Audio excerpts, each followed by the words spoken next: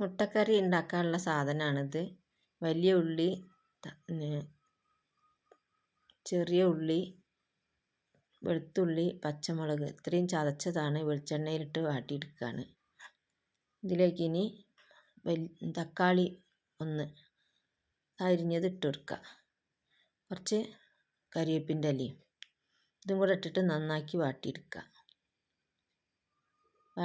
നല്ലോണം ഇളക്കി വാട്ടിയെടുക്കുക. വാട്ടിയതിന് ശേഷം ഇതിലേക്ക് കുറച്ച് ഉപ്പിട്ട് കൊടുക്കുക. ഉപ്പിട്ട് കൊടുത്താൽ പെട്ടെന്ന് വാടി കിട്ടും. കുറച്ച് ഉപ്പും കൂടെ ഇട്ട് കൊടുക്കുക. മുട്ടക്കറിയാണ് ഉണ്ടാക്കുന്നത്. അതിലേക്കുള്ള ഉപ്പിട്ട് കുറച്ച് മല്ലിപ്പൊടി, ചെറിയ സ്പൂണിനൊരു സ്പൂണ് മല്ലിപ്പൊടി ഇട്ട് 1/2 സ്പൂണ് മുളകും പൊടി ചേർത്ത്, അതുപോലെ കുറച്ച് മഞ്ഞൾപ്പൊടി ഇത്രയും ചേർത്തതിന് ശേഷം നന്നാക്കി ഇളക്കുക. ഇതിൽ നല്ലോണം യോജിപ്പിക്കുക. ഇളക്കി നല്ലപോലെ എല്ലായിടത്തും യോജിപ്പിക്കുക.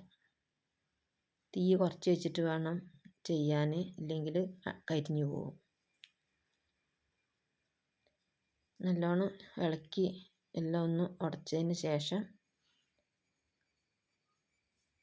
കുറച്ച് തേങ്ങ, അതിലേക്ക് കുറച്ച് മഞ്ഞൾപ്പൊടി, കുറച്ച് പെരുംജീരകം, ഒരല്ലി വെളുത്തുള്ളി, 2 ചുവന്നുള്ളി ഇത്രയും അരച്ചെടുക്കുക. ഇത്രയും അരച്ചത് കൂടി ഇതിലേക്ക് ചേർത്ത് കൊടുക്കുക. ഈ അരച്ചതും ചേർത്തതിന് ശേഷം ജാറിൽ കുറച്ചുകൂടെ വെള്ളം ഒഴിച്ചിട്ട് ആ ജാറിലുള്ളതൊക്കെ കഴുകി ഇതിലേക്ക് ഒഴിച്ച് കൊടുക്കുക. ജാറിലുള്ളതൊക്കെ മുഴുവൻ കിട്ടും ചെയ്യും. ഇതിലേക്ക് ആവശ്യത്തിനുള്ള വെള്ളവും ആവും.